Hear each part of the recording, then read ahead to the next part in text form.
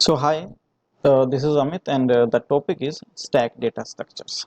So stack data structure है ये एक रियल लाइफ एप्लीकेशन से इंस्पायर है। हम अपने रियल लाइफ में स्टैक स्ट्रक्चर देखते हैं बहुत से। तो जैसे फॉर एग्जांपल यहाँ पर आप कुछ स्टैक दिखाई दे रहे हैं, जैसे कि stack of coin, stack of plates, can of tennis ball, stack of books. तो अगर मुझे कोई कॉइन पिक करना है तो सिंपल है कि मैं बहुत क्वाइट सिंपल है कि मैं सबसे जो टॉप मोस्ट कॉइन है मैं उसी को ही पिक करूंगा। या फिर मुझे कुछ प्लेट्स के जो स्टैक है उसमें से कुछ एक प्लेट उठाना है, ये जो 5 नंबर प्लेट है मैं इसको पिक करूंगा।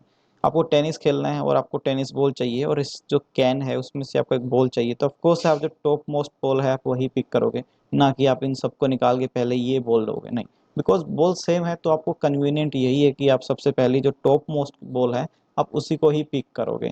या फिर जब भी आपको कोई नई बॉल ऐड करनी है तो आप इसके ऊपर ही नई बॉल ऐड करोगे। It's quite simple. तो यही जो हमारा रियल लाइफ स्टैक है वही हमारा डेटा स्ट्रक्चर में सेम वैसे ही काम करता है। तो यहाँ पर अगर हम देखते हैं तो जो स्टैक होता है उसको हम एरे से इम्प्लीमेंट करते हैं। एरे के लिए आप आई बटन पर क्लिक कर सकते हो हमारी प्रीवियस वीडियो चेक करने के लिए। सो एरे ही हमारा होता है स्टैक, उसी से ही उसको हम इम्प्लीमेंट करते हैं स्टैक को। तो एरे में क्या था, जैसे यहाँ पर एरे का जो साइज है 5 है, इसका मतलब क्या है कि इस एरे में 5 नंबर ऑफ एलिमेंट्स आ सकते हैं। तो एरे के केसेस में अगर मैं चाह रहा था कि मुझे इस इंडेक्स 4 पर कोई एलिमेंट पुट करना, मान लो 25, तो मैं कर सकता था। और यहाँ पर पहले से कोई 27 है तो मैं चाहता था कि इस इंडेक्स से मुझे डिलीट करना है 27, तो मैं डिलीट कर सकता था या अपडेट कर सकता था। इसका मतलब वहाँ पर रैंडमली डेटा एक्सेस करना पॉसिबल था। बट अब हमने क्या किया, स्टैक पर कुछ हमने सॉरी एरे पे हमने कुछ रिस्ट्रिक्शन, कुछ प्रॉपर्टीज लगाया, जिसकी वजह से अब वो एरे नहीं, अब वो स्टैक बन चुका है। तो स्टैक की जो सबसे जो मेन इंपॉर्टेंट जो प्रॉपर्टी है वो यही है कि इसमें क्या रहेगा, इंसर्शन। यानी कि अगर हमें कोई एलिमेंट इंसर्ट करना है तो उसको हम डायरेक्टली रैंडमली कोई भी इंडेक्स पर पुट नहीं कर सकते हैं। उसके लिए आपको क्या करना पड़ेगा, सिर्फ एक एंड ही ओपन है, उसको बोलते हैं टॉप ऑफ द स्टैक। तो ये जो है ना, ये टॉप है। अगर आपको कुछ एलिमेंट इंसर्ट करना है तो आपको टॉप से ही करना पड़ेगा, उसको हम बोलते हैं पुश।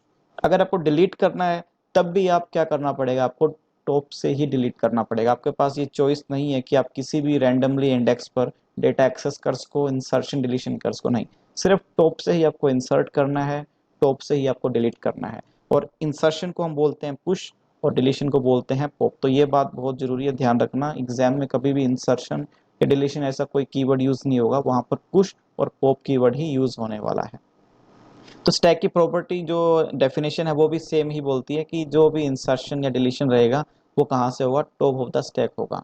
अब जो मेन इंपॉर्टेंट है वो है प्रिंसिपल, कि स्टैक डेटा स्ट्रक्चर किस प्रिंसिपल पर काम करता है। तो सिंपल ये है फिलो, फर्स्ट इन लास्ट आउट। जो सबसे पहले आएगा वो सबसे लास्ट में जाएगा। या फिर हम बोल सकते हैं LIFO, last in first out. जो सबसे लास्ट में आया है वो सबसे पहले जाएगा। अब जैसे मान लो कि आपको एक बॉल चाहिए, तो आपको क्या करना पड़ेगा, आपको ये बॉल पिक करनी पड़ेगी। और ये बॉल क्या है, ये बॉल सबसे लास्ट में आई है, क्योंकि सबसे पहले ये बॉल पुट किया गया था, उसके बाद ये और ये।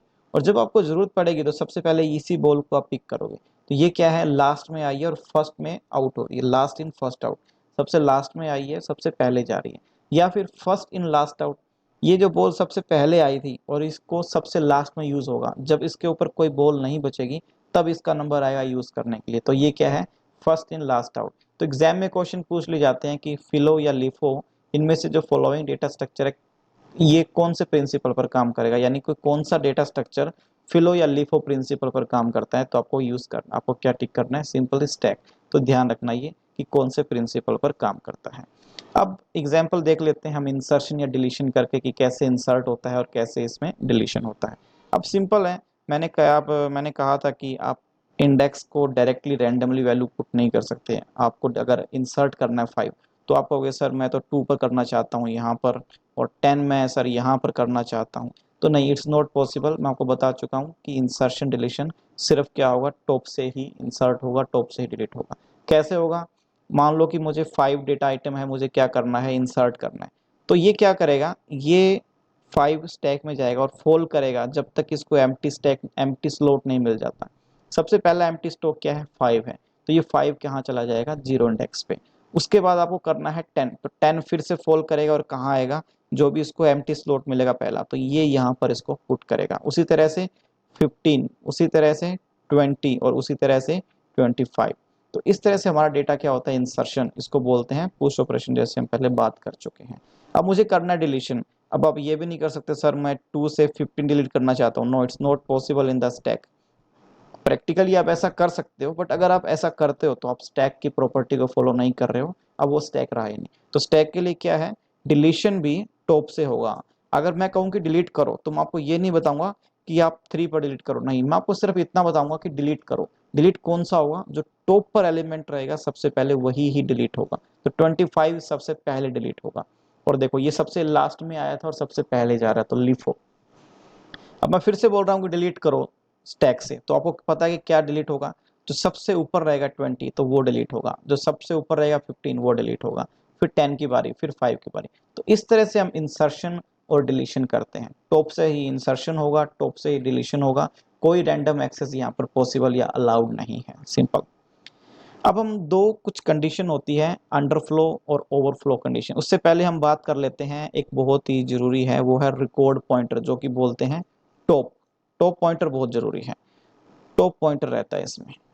टॉप पॉइंटर की रिस्पॉन्सिबिलिटी क्या होती है, ये सिर्फ आपको दो चीजें बताता है। सबसे पहले कि आपके जो स्टैक है उसके टॉप पर कौन सा एलिमेंट है, टॉप ऑफ द एलिमेंट बताता है। सेकंड कि आपका जो एरे है उसमें कितने नंबर ऑफ एलिमेंट है। अब जैसे ये जो स्टैक है इसका साइज क्या है, 4 है, 5 है। 5 का मतलब क्या है कि इस स्टैक में मैक्सिमम आप 5 डेटा एलिमेंट ही ऐड कर सकते हो।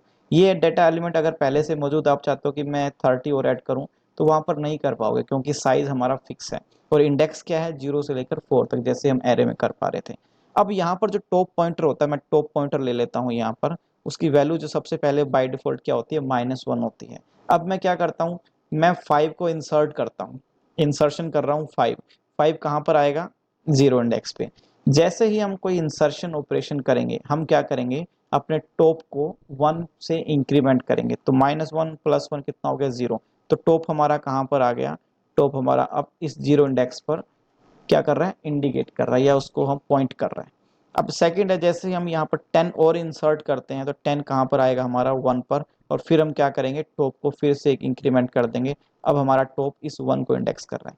सेम तरीके से मुझे 15 ऐड करना है, तो टॉप हमारा अब इस सेकंड को यानी कि इसको पॉइंट कर रहा है। अब देखो, अब हम चेक करते हैं। अब मुझे इस सिनेरियो में आके मुझे ये पता करना है कि मुझे ध्यान नहीं है कि मैंने लास्ट टाइम कौन सा डेटा एंटर किया था, या फिर इस टैग के टॉप पर कौन सा। तो सबसे टॉप पर एलिमेंट 15 है, मुझे पता नहीं है। या तो आप ट्रेवर्स कर लो, बार बार ट्रेवर्स करना पड़ेगा, या फिर आप टॉप पॉइंटर की हेल्प ले सकते हो। तो टॉप पॉइंटर क्या है, टॉप पॉइंटर कहाँ पर इंडिकेट कर रहा है, 2 पर इंडिकेट कर रहा है। तो इसका मतलब क्या है, आप स्टैक ऑफ टॉप, यानी कि टॉप की वैल्यू क्या है, स्टैक ऑफ 2। तो स्टैक ऑफ 2 क्या है, 15 एलिमेंट है। तो आपको पता लग गया कि यहाँ पर स्टैक के टॉप पर क्या है, 15 डेटा आइटम पड़ा हुआ है। ये सिर्फ आपको टॉप की हेल्प से पता लगा। और दूसरी बात हम क्या कर रहे थे कि टॉप से टॉप पॉइंटर क्या कर सकता है, हमें बताता है कि स्टैक में करंटली सिनेरियो में कितने नंबर ऑफ एलिमेंट है। अब यहाँ पर कितने नंबर ऑफ एलिमेंट है, 3 एलिमेंट्स ही हमने इंसर्ट किए हैं। तब क्या करेगा, आपको सिंपल टॉप की वैल्यू चेक करनी है, 2। यानी कि टॉप 2 है, तो टॉप कहाँ से होकर आया, 0 से, 1 से 2 पे। यानी कि 0 इंडेक्स पर भी एलिमेंट है, 1 पर भी एलिमेंट है, और 2 पर भी एलिमेंट है। इसका मतलब 1 2 3, तो इसको हम +1 करेंगे तो हमें नंबर ऑफ एलिमेंट पता लग जाएगा कि स्टैक में कितने नंबर ऑफ एलिमेंट्स हैं। तो टॉप से हमें दो चीजें पता लग रही है, टॉप पॉइंटर से क्या हो रहा है, एक तो नंबर ऑफ एलिमेंट्स पता लग रहे हैं, और ऊपर से कि top of the stack element कौन सा है, जो कि 15 है, तो ये पता लग रहा है। तो टॉप पॉइंटर हम क्या करेंगे, जब भी हम इंसर्शन कर रहे हैं टॉप को हमेशा हम एक इंक्रीमेंट करेंगे। जब भी डिलीशन कर रहे हैं टॉप को हम क्या करेंगे, -1 से डिक्रीमेंट करेंगे, सिंपल है। अब दो एक एक्सेप्शनल केसेस आते हैं, उसको हम कंडीशन को बोलते हैं अंडरफ्लो और ओवरफ्लो। अंडरफ्लो क्या कह रहा है कि जब आप किसी एलिमेंट को डिलीट करना चाह रहे हो बट स्टैक एम्प्टी है। अब जैसे ये केस लीजिए, ये एक एम्प्टी स्टैक है। एम्प्टी स्टैक कैसे पता लगा, टॉप की वैल्यू -1 है, यानी कि टॉप अभी स्टार्ट भी नहीं हुआ, 0 पे गया भी नहीं है, वो 0 से जस्ट एक नीचे है। इसका मतलब स्टैक में अभी कोई वैल्यू नहीं है। और इस केस में आपको बोला जाए कि डिलीट करो, डिलीट आपको पता है कहाँ से होगा, टॉप ऑफ द स्टैक से डिलीट होगा। बट डिलीट करोगे कैसे, ये तो स्टैक एम्प्टी है, डिलीट कुछ हो ही नहीं सकता। तो उस केस को हम बोलते हैं अंडरफ्लो, कि स्टैक हमारा अंडरफ्लो है। अंडरफ्लो कब, जब आपको बोला गया है कि आप डिलीट करो बट एलिमेंट उसमें कुछ है ही नहीं। टॉप से पता लगेगा कि टॉप अगर हमारा -1 है, इसका मतलब स्टैक हमारा एम्प्टी है। और जब डिलीट करना चाहोगे तो डिलीट नहीं होगा, उसमें हम बोलेंगे अंडरफ्लो। तो अंडरफ्लो कंडीशन क्या होती है, जब हम आइटम को पॉप करना चाहे किसी एम्प्टी स्टैक से। जब भी आप स्टैक से कोई एलिमेंट डिलीट करोगे ना, सबसे पहले कंडीशन यही चेक करोगे। आपको थोड़ी पता है कि स्टैक कब एम्प्टी हो रहा है, तो हमेशा आप अंडरफ्लो कंडीशन चेक करोगे ही करोगे। जब भी आप डिलीट करने जाओगे एलिमेंट स्टैक से, सबसे पहले आप अंडरफ्लो ही चेक करोगे। अंडरफ्लो का मतलब है स्टैक एम्प्टी है। क्वेश्चन बहुत ज़्यादा पूछे जाते हैं इन दो एक्सेप्शनल केसेस से, कि जब आप, या ये कुछ इस तरह से क्वेश्चन पूछ लेगा कि अंडरफ्लो कंडीशन कब चेक करते हैं, तो आप बोलोगे सर जब एम्प्टी स्टैक है और जब हम डिलीट करना चाहें। ओके, आप कैसे पता करोगे कि अंडरफ्लो कंडीशन आ रही है? आप टॉप से पता करोगे। टॉप हमारा क्या होगा, लेस देन 0, या फिर किसके इक्वल होगा हमारा, -1 के।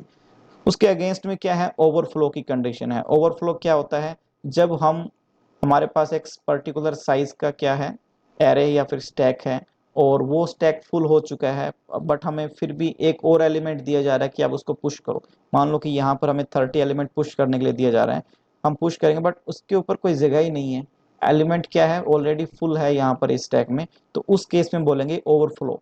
जैसे हम कहते हैं ना कि हम कोई बकेट में पानी डालते हैं तो पानी फुल हो जाता है, तो बकेट कहते हैं कि बकेट ओवरफ्लो हो गई है, पानी गिर रहा है नीचे, अब बाल्टी या बकेट में कोई भी जगह बाकी नहीं है। वही हमारा केस स्टैक में है कि स्टैक अब फुल हो गया है, अब कोई एलिमेंट नहीं आएगा।